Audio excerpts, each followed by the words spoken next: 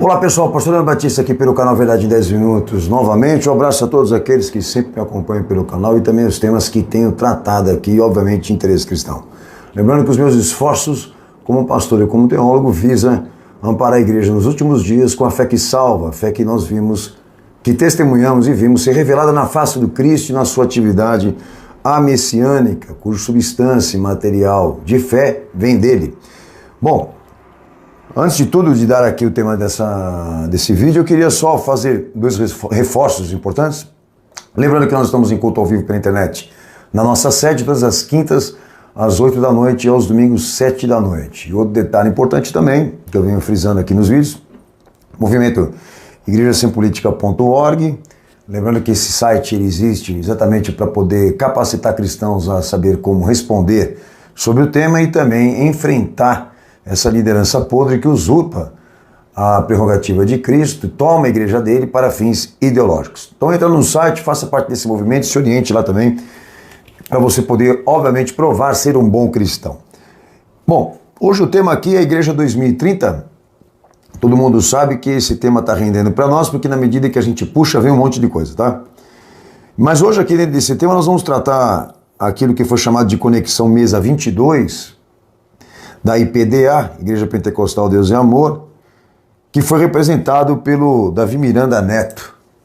Nós vamos aqui, com esse propósito, expormos detalhes do evento para a capacitação de liderança, como eles falam lá, que firmou, novamente, aí o que a gente vem alertando vocês, os elementos do Pacto de Lausanne, um comprometimento institucional e teológico também, e teológico das sensibilizações, tá? Do discurso, do que, na verdade, agora ele acredita que ele vai colocar lá. Nós vamos trabalhar isso.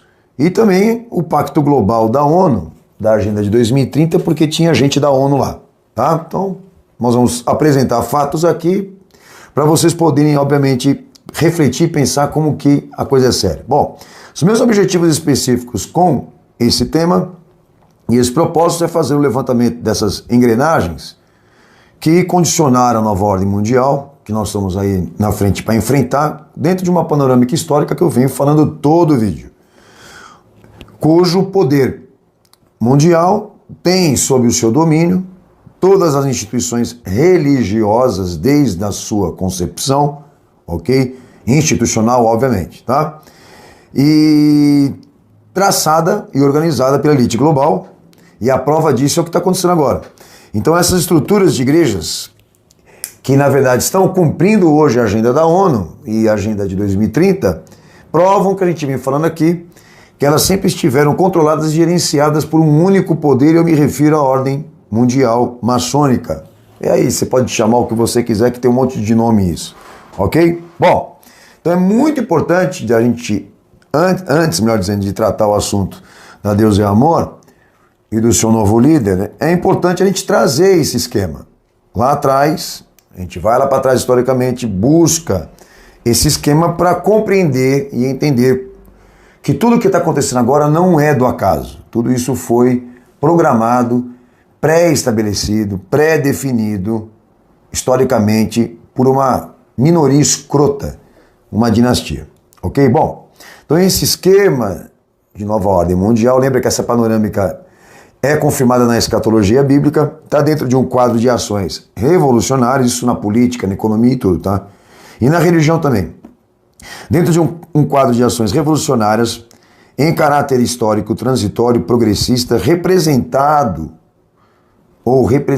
por essas ações, uma dinastia imperialista, toda ela acasalada, e que vocês costumam dizer elite global, tá bom? Então esse caráter histórico, transitório e progressista, a obra final disso é o anticristo. Então os anticristos vão gerar o anticristo, tá? Então a escatologia bíblica defende e é o que está acontecendo agora. Só não pode deixar aquela impressão de que tudo que está vindo para o mundo agora, que está surgindo, são resultados de um conflito, ou então uma batalha travada entre o bem e o mal, aquela coisa meio dualística. Que tudo isso é para esconder, uma cortina de fumaça para esconder isso, de que a sociedade há muito tempo, há séculos, há milênios, ela é alvo de gerenciamento e experimento social. É uma coisa simples. Por falar toda, ela foi programada, ok? Bom, mas só que o meu mérito hoje não é sociológico, né?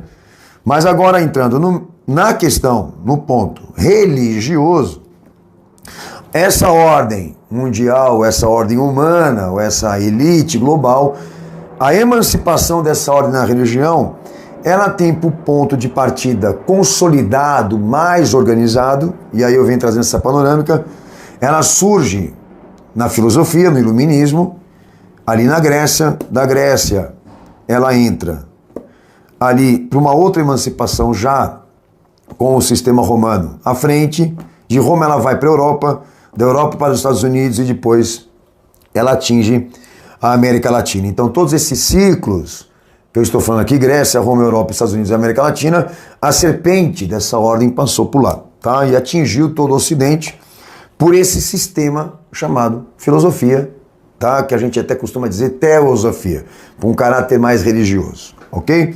Então esse sistema religioso e político que inicia na Grécia e atinge o mundo, eles são pinças desse poder para um propósito só, dominar o ensino religioso e as suas instituições, tá bom? Então daí gerou-se, né, um sistema dessas ações revolucionárias, um sistema religioso político, que traz um paradoxo que eu tenho tratado aqui. Cristianismo protestante, o catolicismo do Vaticano, mais islamismo. Então são esses três, essas três colunas religiosas que foram criadas por um mesmo poder e que dividem a tarefa de introduzir, independentemente de conceitos doutrinários, independentemente de valores, todas essas três vertentes religiosas que foram criadas por esse único sistema dividem a tarefa de introduzir a ideia da dispensação materialista do reino de Deus, ao mesmo tempo também o extremismo religioso cultural, certo?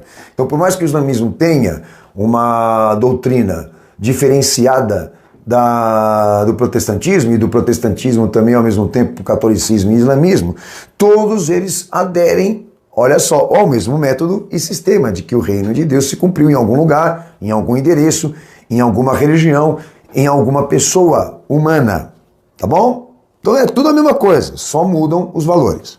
Por isso que é um único sistema e método, e eu estou tentando resgatar isso com você aqui, tá? E aí é que está o ó da questão.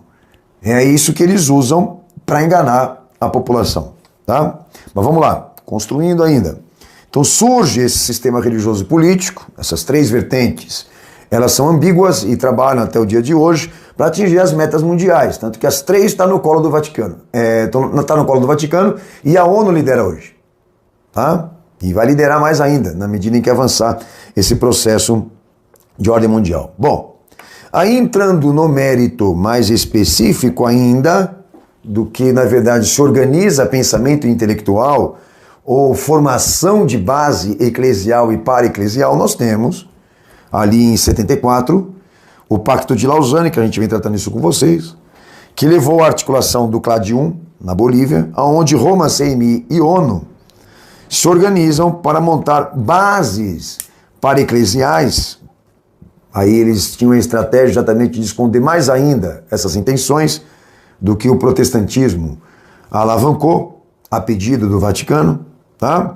Então essas bases eclesiais e núcleo intelectual passou a liderar o que chamam-se de bases de cooperação e desenvolvimento para representar pautas revolucionárias para pôr fim à ortodoxia bíblica no discurso e gerar um novo padrão de prática cristã, um pacto de liberalismo teológico. Daí eu venho falando que essas bases de cooperação que estão fora da igreja, que é mais difícil de serem identificadas porque elas não têm compromisso tradicional, elas honram o pacto, mais difíceis de ser identificadas porque nem todo mundo conhece, nem todo mundo sabe. Esses caras entram e saem da igreja, ninguém sabe quem eles são, porque eles entram como cristãos, tá? E aí entram siglas como o CLAI, o CNBB, CONIC, FML, SAL, ABN, SEBS, NIND, ABRAE, SESI, NOFIC, Coinonia. Então é uma gama imensa de instituições que eles geraram, tá? De base de cooperação que eles geraram, que é muito difícil realmente a um leigo entender. Só que detalhe, tá? Abaixo dessas instituições para-eclesiais existem nomes no Pacto de Lausanne de igrejas que você conhece que firmaram também o Pacto do Liberalismo, tá? Teológico, metodista, presbiteriana, batista, wesleyana, luterana, dispensacionalistas, universidades como a Mackenzie e a metodista também, focadas na questão profissionalizante da liderança. Então tudo isso se formou lá atrás e a gente pode provar a hora que você quiser. Não tem problema nenhum não, esse documento é público, tá? Aí quando eu entro no mérito da questão das igrejas mais tradicionais, do que elas são hoje, alguém me pergunta assim, mas será, pastor, que a minha, que é uma igreja independente, ou então conveniada à convenção, começando pela Assembleia de Deus, tá, que está dentro da categoria das dispensacionalistas, que é das primeiras igrejas que tiveram aqui da Assembleia de Deus, como presbiteriana e batista, eram templos maçônicos de pastores maçons. Aí ele me pergunta assim, mas será que o meu pastor, ele tem esse comprometimento? Caramba, se você descobre que a origem dele é essa, que ele está ligado à convenção, você ainda tem dúvida? E outro detalhe, se você percebe e entende que o sistema e o método que ele usa é o sistema teosófico, você não vai ter essa dúvida ainda dentro de você, que ele seja um cara bem intencionado? Pelo amor de Deus, entendeu? Essas estruturas existem para fazer o plano dar certo, caramba. Não adianta você querer achar que existe um bom intencionado lá no meio deles. Gente bem intencionada no meio deles sai de lá, filho. É como eu. Vai abrir mão dessas tradições, vai abrir mão dessas estruturas e vai fazer o esquema certo. Não adianta você querer achar que no meio deles vai ter alguém bem intencionado. Bom, então, partindo da premissa de que tudo isso foi muito bem organizado desde o início, a igreja, né, passou a ser uma propriedade institucional, a igreja institucional, uma propriedade exclusiva de uma minoria escrota, ok? E filosófica. Aí na visão contemporânea, avançada, progressista, mais evoluída, aí surge, o que pode ser bem trabalhado por vocês também, dentro desse sistema religioso e político, paralelos e paradoxos que eu venho também aqui tratando em vídeos. A união disso, CMI, Vaticano e ONU, Bíblia, Igreja e ONU, sociedade, política e igreja, porque eles defendem política dentro da igreja, agora você entende por quê? Teologia, política e ONU. Então todos aqueles que estão dentro desse paradoxo, ou dentro desse esquema, ou desse paralelo de unir esses fatores, fazem parte da ordem, pô. Principalmente aqueles que defendem política dentro da igreja. Eles não defendem política dentro da igreja por razões políticas e econômicas. Eles defendem porque eles estão cumprindo esse papel. Eles fazem parte de um núcleo de intelectuais que assumiu a frente disso, de gerar a inversão, de implementar a inversão teológica. O Pacto de Lausanne é isso, ok? Então esse paralelo e esse esquema de unir, né, essas vertentes, todo ele deixa evidente e claro para nós. Aí vem um detalhe desse paralelo aqui, desse paradoxo que eu pessoalmente citei e venho citando. Quando entra na questão política e religiosa mais específico, aí a gente vê 3 modalidades políticas que vão levar à frente também essa questão religiosa, e essas 3 são a moderna liberal, a radical democrata e a socialista e comunista. Mais socialista, porque a esquerda começou o esquema do Pacto de Lausanne, a esquerda política religiosa assumiu o início disso tudo, e vocês sabem disso. Aí veio a direita para querer mascarar um pouco isso. Então aí que entra a questão. Então a esquerda evangélica e a direita evangélica política, tá? Elas têm ideologias diferentes. Uma defende a redenção social, a outra uma redenção econômica, mas as duas existem para colocar em prática ou então evoluir o plano da inversão teológica. Eles querem continuar usando a igreja para este fim, para fazer exatamente o controle das massas, a programação e o controle das massas em ordem. Que é o que, na verdade, os Estados Unidos conseguiu com o protestantismo lá, a sua geopolítica, a geopolítica que caiu no colo da ONU agora e que a ONU está recebendo dele. Ok? Bom, então, dadas essas explicações que eu venho trazendo em todo o vídeo, nós temos aí, então, uma pirâmide colossal de instituições, que a ONU agora lidera devido a todo esse trabalho milenar, tá? Uma pirâmide institucional que a ONU considera comissão de iniciativas para a sua agenda e a agenda anticristã, uma rede de associados, e principalmente de igrejas protestantes e evangélicas também, que a ONU classificou como WEA, Aliança Evangélica Mundial, e a ANAI, Associação dos Evangélicos, que são duas estruturas que a ONU hoje lidera com esses associados. Todas as igrejas estão lá, todas as tradicionais, senhores, estão nessa comissão. Bom, a ONU determina que essas estruturas, que ela lidera hoje de comissionados e associados, que chama a Rede de Miqueias, eles irão obrigatoriamente cumprir a ODS, Objetivos de Desenvolvimento Sustentável, e ODM, as metas do milênio. Lembrando que essas estruturas que a ONU lidera hoje, evangélica, os financiadores, que há muito tempo estão financiando esse esquema, Rockefellers, família Rockefeller, tá? Bill Gates, Coca-Cola, Mastercard, Microsoft, CFR, Council of Relations, né? Uma instituição globalista muito famosa entre vocês também. Lembrando que recentemente mesmo eu citei para vocês que a família Rockefeller financiou a entrada da Universal aqui nesse país para implementar a teologia da prosperidade como déficit de consciência e também intelectualidade teológica.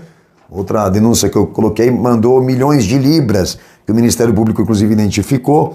Então todas essas estruturas que a ONU agora ela governa e lidera e que estão fazendo parte da comissão e a associação pela WNAI, todas elas estão cumprindo a agenda anticristã. Daí a gente vai entrar naquele paradoxo teológico, que a Igreja de Deus e Amor também, obviamente, faz parte e assumiu mais ainda à frente do seu discurso, do modelo de igreja, essa coisa toda, tá? Então existe um paradoxo teológico do discurso e das igrejas que a ONU lidera, que a fraternidade cooperadora trabalha para isso, e aí eu vou mencionando quais são esses paradoxos teológicos que estão sendo exercidos ali.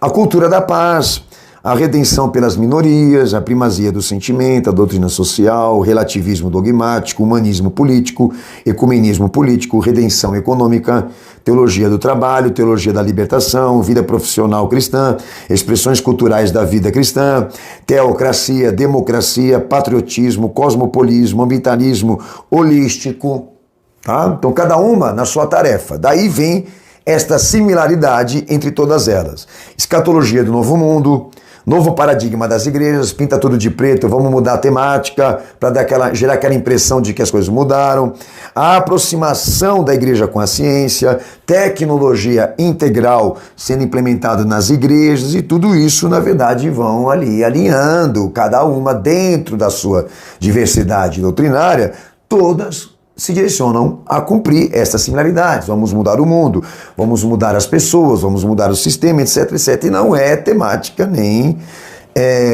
escatologia cristã, certo?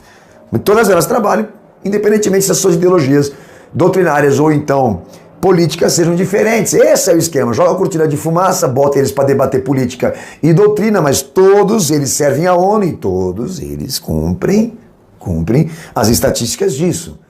De um mundo novo, de uma nova liderança política mundial e essa coisa toda, tá? Por isso que eles não gostam de mim, entendeu? Agora, quando a gente entra no mérito aí, agora vamos entrar de cabeça na Deus e Amor, a gente, obviamente, é obrigado a procurar dentro dessa panorâmica histórica, dessa ordem escrota, ordem humana, tá? Nós entendemos ali que a Igreja de Deus e Amor surge, como todos os outros sistemas pentecostais, surgem daquela organização institucional e teológica que aconteceu lá em Los Angeles, o pentecostalismo de Los Angeles, que a gente outro dia citou aqui em vídeo também, da Rua Azusa, que é uma das chaves do poder dessa ordem com a igreja, de levantar uma modalidade, uma categoria cristã diferenciada. Então eles montaram ali aquela ideia, eu vou obviamente desdobrar aqui as suas ênfases, de um evento que aconteceu ali, que consagrou o pentecostalismo, ou então a ideia do que seria ser pentecostal e cristão, tá? Então por que a Deus e Amor, a IPDA, entra nesse sistema? Porque ali foi frisado a ênfase de que aconteceu ali um avivamento, o que eles também consideram renovação, ou então o que eles também consideram um novo conceito de templo e de igreja, tá? E lembro vocês que esse método desse sistema foi usado pela tradição reformada, que Lutero e Calvino e a escolástica usaram como forma de impressão, porque a gerência é a mesma, tá?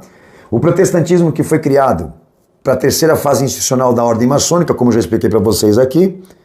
E por que a Deus Amor está sendo citada? Porque ela traz os moldes da ênfase. E quais eram as ênfases do avivamento, da renovação e do novo templo que Lutero e Calvino usaram para dar aquela impressão, né? Qual é a impressão? De que...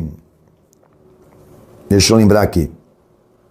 De que a igreja estaria se libertando de uma opressão. Lembrei aqui. A opressão era o Vaticano, só que tem um detalhe. Ela não estava se libertando da opressão. Ela só ia mudar o seu aspecto porque a igreja era a mesma. Ou seja, o poder era o mesmo, ela só ia mudar o aspecto e alguns detalhes. Então Lutero e Calvino usou o que a gente chama de, lá na frente até vou citar, da renovação materialista para enganar o povo cristão de que essa mudança de cenário mudaria a igreja. Não, só mudou o cenário, porque o sistema e o método é o mesmo. Tá? Então hoje eu não vou trabalhar aqui, obviamente, o método teológico e institucional que foi usado, porque meu tempo aqui é curto. Mas trazem duas ênfases, que é importante você saber. A primeira delas, que Lutero e Calvino, inclusive, usaram para mudança do catolicismo para o protestantismo e ajudar a maçonaria a governar o mundo. Vamos lá. Com a igreja, né? Primeira ênfase que eles iam usar para enganar o povo. Um lugar e um endereço fixo para a bênção. Um local da bênção, dos acontecimentos sobrenaturais. Ou seja, Deus está no templo. Primeira ênfase, vamos fazer todo mundo acreditar que Deus está no templo. Porque assim eles passam a se tornar reféns do templo, como eram os católicos com a igreja romana. Assim como o protestantismo, o catolicismo também usa o mesmo sistema e o mesmo método. Deus está no templo. Ponto. Segunda ênfase, que a igreja passaria a ser distribuidora dos bens espirituais de Deus para o benefício da humanidade, inclusive para o aspecto de vida humana. Ou seja, que a igreja seria usada para estes fins, de potencial de vida. Então passaria a igreja a representar no protestantismo, e o pentecostalismo traz isso, um serviço avivalista de homens dotados de certo poder, que trariam curas, milagres, também o formalismo, o falso moralismo, o batismo com o Espírito Santo, profecias, revelações, até mesmo histerias. Né? Aí já entra mais no lado daquilo que o pentecostalismo foi, e a Igreja de Deus Amor foi a mando do Davi Miranda. Bom, mas em compensação, notem vocês, por mais que os valores sejam diferentes de uma igreja para outra, de uma tradição para outra, as duas ênfases estão lá. Deus está no templo, e a igreja é portadora dos bens espirituais para sair distribuindo para todo mundo como ela quer. Porque ela recebeu uma autoridade para julgar isso, quem vai ter e quem não vai ter. E lembro vocês que no Evangelho a ênfase é a fé, não é a igreja, é Cristo, não é templo. Mas esses caras geraram um esquema, um sistema e um método de governar o povo pela igreja que o catolicismo usou, que o protestantismo usou. Vejam só vocês, a liderança é a autoridade. Isso o Vaticano e o protestantismo usou. A autoridade não é a palavra, a autoridade não é Cristo, é a liderança, é a igreja, e é a mesma coisa todos eles. Daí a questão da Rua Azusa, o pentecostalismo, que foi usado pela Deus é Amor, acrescenta-se isso, de que indo para a igreja, indo para o templo mais colorido do mundo, o maior templo do mundo, que eu escutei Davi Miranda falando isso constantemente, né? Então era uma coisa meio sistemática, como manadas que vão para o templo acreditando nisso, que naquele dia, naquela hora, vai acontecer alguma coisa da qual todo aquele povo vai ser beneficiado. Aí subia esse cara de elevador, que nem a Xuxa, numa blindagem à prova de bala, para poder exatamente expergir, né, ou emitir esses fluidos milagrosos que ele acreditava que Deus usava ele. Daí vinham curas, milagres, aí passou que obviamente a igreja era referência, o templo era referência e a autoridade eclesiástica também. Então tudo isso foi usado pelo Vaticano, é o mesmo sistema, é o mesmo método, ok?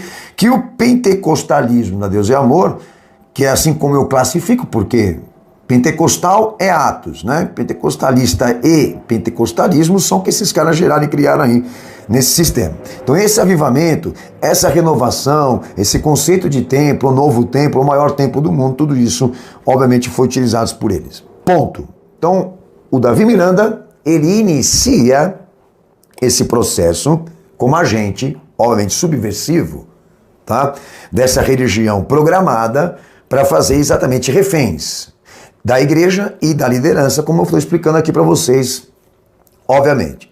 Partindo dessa premissa, partindo desse legado que nós tratamos aqui, do serviço avivalista, dos homens dotados de certo poder, que fazem as coisas do céu acontecerem aqui, vem a evolução disso, porque daí agora você precisa entender. Aquilo que aconteceu na Rua Azusa e aquilo que aconteceu no movimento pentecostalista, tá? É visto como um legado por muitos retardados, obviamente, e que adotaram esse sistema e métodos se dizendo atraídos por isso, mas não são, é uma nova gerência, que a gente chamou aqui no canal Verdade 10 Minutos como Worship Service. Aí veio jovens, lá nos Estados Unidos, que é uma secularidade profissionalizante da indústria musical evangélica, dos ministérios das artes, da missão artística, cultural, certa também moralidade no discurso, moralidade social, moralidade familiar, aquela coisa meio tradicional, tá? Que a gente denominou aqui jovens, que na verdade seriam conferencistas desses pensamentos moralistas, religiosos, que assumiriam exatamente o legado desse sistema pentecostal ou pentecostalista. Ou seja, de Los Angeles, né? O pentecostalismo de lá que foi organizado. Bom, daí viriam aquelas modalidades de danças, coreografias, línguas estranhas, irreverência juvenil, hippies evangélicos, doidos por Jesus, né? Templos mais sofisticados, que vocês precisam entender que é uma renovação material do que aconteceu ali na ativação da chave do pentecostalismo de Los Angeles, que o protestantismo, tá? Também gerou, ok? Então essas estruturas que viriam desse sistema mais modernizado, de culto modernizado, essa preocupação toda voltada para público e para atender a demanda religiosa, as estruturas e organizações do protestantismo americano, tá, passariam a se organizar de maneira mais institucional por meio da cruzada estudantil, os navegadores de Cristo, Mocidade por Cristo, daí vem a Jocum também com Jovens por uma Missão, que vem dos Estados Unidos. Lembra que eu fiz aquela panorâmica? O protestantismo francês entrou nos Estados Unidos, o protestantismo da Europa entra nos Estados Unidos se aproveita disso, e aí manda para a América Latina e isso desembarca aqui para nós aqui, desde então. E a Jocum citada nessa participação e evolução de método e sistema, como eu estou tratando aqui, do protestantismo histórico. Vamos lá. Daí entra a evolução do Worship Service. Veio para nós uma rede de formação de liderança jovens, dentro ainda desse surgimento, Renascer em Cristo, Batista da Lagoinha, aqueles que modernizaram o sistema da igreja, que obviamente são instituições globalistas, inclusive hoje deixam claro que são. Aí veio mais universidades profissionalizantes para líderes mais jovens, Bethel Music School, Jesus Culture, Global Legacy, Hillsong, conhecido por vocês, Instituto Vineyards, Christian for the Nations, que inclusive a menina lá da Batista Lagoinha tanto se gaba de estar sendo formada lá, ou é formada lá, entendeu? Mas tudo isso com uma forma de organizar o quê? Essa renovação materialista, ou seja, sai liderança, entra outra liderança, mas o método do sistema é o mesmo, a gerência é o mesmo, tá? Institucional e também teológica, filosófica, tá?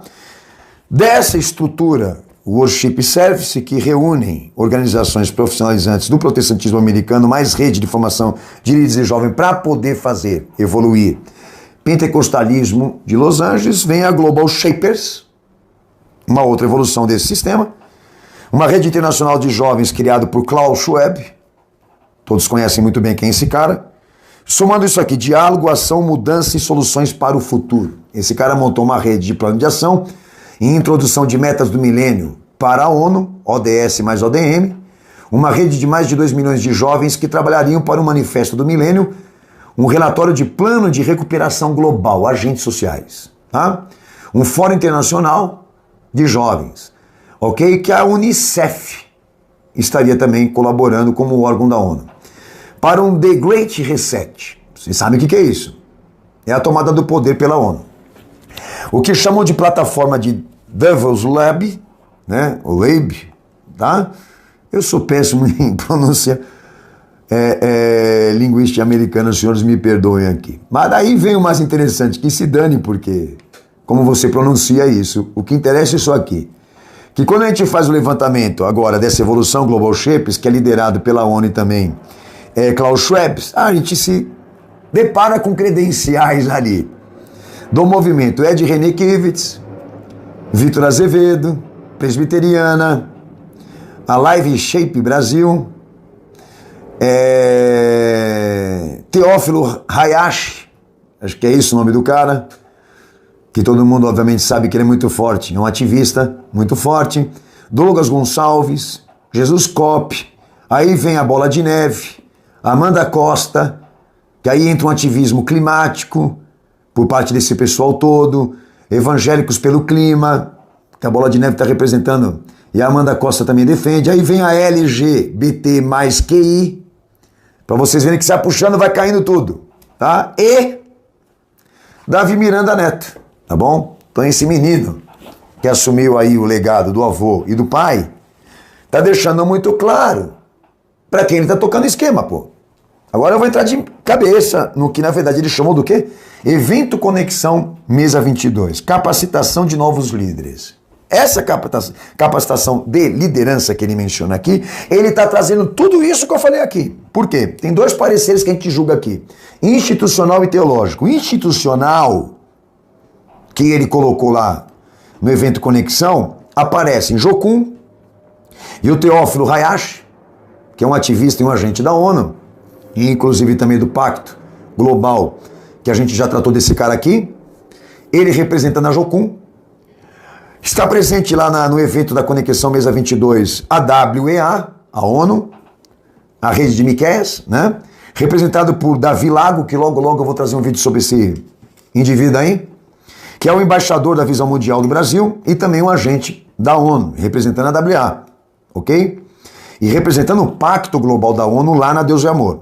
Um trabalho que cumpre a agenda globalista e anticristã. Bom, aí, para mim finalizar, eu tenho um comprometimento, obviamente, já institucional configurado, e a questão da capacitação.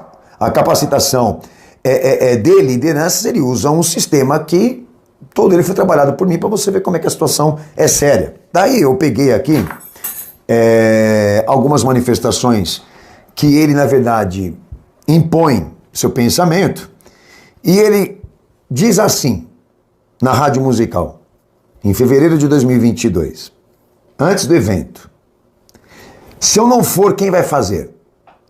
Ou vamos deixar a Igreja Deus e Amor morrer? A igreja, se não mudar, ela morre. Só um detalhe. Outro dia eu falei aqui para vocês. Igreja, eclésia, é um termo bíblico que não se aplica a renovação e reforma. Senhores, renovação, a palavra renovação não se aplica a nada daquilo que é messiânico. A renovação se aplica ao homem, não se aplica à revelação de Deus. Então, se vocês estão tentando reformar a igreja, se vocês estão tentando renovar a igreja, alguma coisa está errada. Porque a igreja que Jesus abriu lá atrás e instituiu, ela não precisa de reforma, ela é perfeita. Agora, se o que vocês chamam de igreja está precisando, é porque não é igreja, é uma empresa. Então, olha que ele já assume que se ele não mudar a igreja vai desaparecer porque ninguém mais vai querer frequentar, porque tudo está se modernizando. Então, ele é um idiota, um imbecil, que faz os outros idiotas imbecis acreditar nele. É muito simples, é tudo funcional. Porque, pera lá, você está querendo reformar e mudar a igreja no que diz respeito ao quê? Essa questão é uma renovação materialista, a renovação materialista, que é um sistema aplicado para a economia, para a política, porque você muda o cenário, mas os caras são os mesmos. O pensamento é o mesmo, a corrupção é a mesma, só muda cenário. É o que esse cara está fazendo com Deus e Amor. Ele está trocando o cenário. E todo mundo acreditando que a igreja está mudando. Não, a igreja não está mudando. A empresa dele não está mudando, só está mudando o cenário.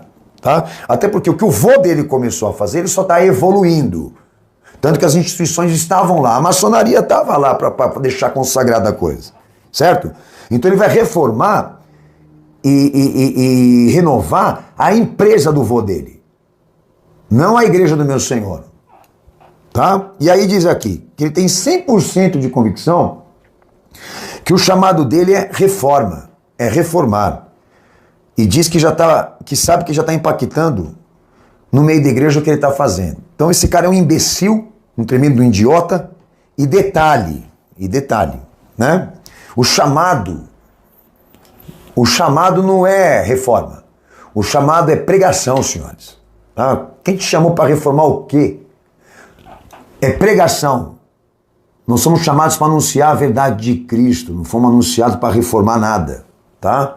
Na medida em que o homem crê na pregação e crê em Jesus, Jesus regenera e transforma ele. Agora, esses reformadores, esses avivalistas, é tudo produto desse esquema aqui. Aí vocês querem acreditar, fica à vontade, pô. Porque o que na verdade você quer estar implementando lá, isso é uma renovação materialista que eu volto a dizer, tá? Que isso é usado em todo segmento político, econômico, etc., com potencial de expressões culturais e religiosas na vida, porque se foca tudo nisso, em socorrer a sociedade pelos temas urgenciais, tanto que está cumprindo a agenda da ONU e o pacto da ONU, que tudo lá se resume nisso, em justificativas de problemas que eles criaram e que agora eles estão aparecendo como solucionadores e heróis, né, da solução.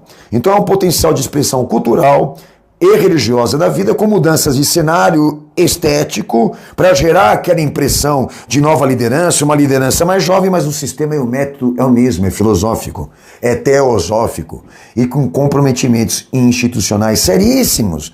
Tá lá toda a máfia presente no evento que ele chama de Conexão Mesa 22, pô. Entendeu? Então, detalhe, não sobra ninguém. Aí se vocês disserem assim, pastor, e a sua? Senhores, eu não tenho formação escolástica. A minha tradição, a tradição que eu guardo e as orientações da qual eu me formei, não saem do protestantismo, não são produtos do protestantismo.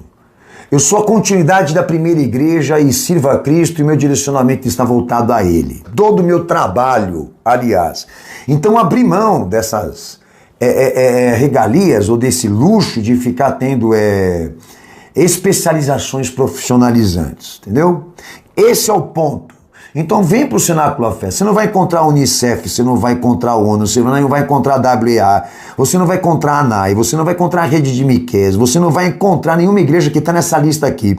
Você não vai ver a gente associado a nada e a ninguém, não porque nós queremos ser perfeito e melhor do que os outros, porque a gente sabe que se entrar faz parte do esquema, é simples, tanto que nós não temos regalias.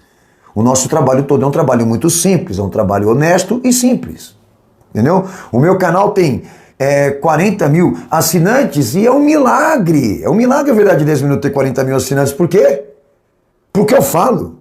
Porque nem todo mundo quer escutar isso aqui que você está ouvindo agora. Enfim, eu não estou trazendo reclamação, eu estou trazendo a diferenciação do que na verdade se seguiu na panorâmica que eu expliquei daquilo que eu sou hoje como teólogo, como pastor. E quando eu digo teólogo, eu digo o seguinte, olha, eu estive lá, eu conheci o sistema, eu vi o sistema e a minha formação como teólogo é metodista. Eu conheci a empresa, né, profissionalizante e entendi o esquema como funciona lá. Então, os meus interesses de me formar como teólogo é uma questão simples de funcional, tá, porque precisa, e obviamente de estudo para entender e compreender a dinâmica, as engrenagens desse controle educacional religioso, da qual eu representei aqui e expliquei para vocês que a metodista é uma pinça do poder, tá? Pronto, agora o nosso diploma, a nossa tese, o nosso apoio, a nossa estrutura,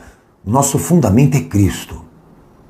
E esse é o detalhe, entendeu? Esse moleque, como toda corja que forma essa família, deveria falar para ele, ô amigão, vai trabalhar, se quer ganhar dinheiro, vai trabalhar, mas para de usar a igreja para isso, certo? Não faz o que o teu avô fez. Criar um império à custa de milagres. Vamos fazer o seguinte, seja mais honesto. Começa a fazer a coisa certa agora. Entendeu? Tira aquele arco-íris de lá que sabe Deus para que serve aquilo lá e começa a pregar a palavra aqui no meio desse povo, porque aquele povo conhece milagre, conhece poder, mas não sabe nada das escrituras e por isso que estão tudo controlados lá. Agora esse choque, né? As velhinhas tendo que tirar saia e birote, aí vai dar um problema sério. Aí vai dar uma briga muito séria, né, senhores? Porque agora o cara está querendo implementar, né, outro tipo de modelito estética. Aí eu vou querer assistir isso de camarote para ver qual vai ser o desfecho dessa história das velhinhas abrindo mão dos birotes da sainha. Aí vai ser muito gozado, vai ser muito divertido, Davi Miranda.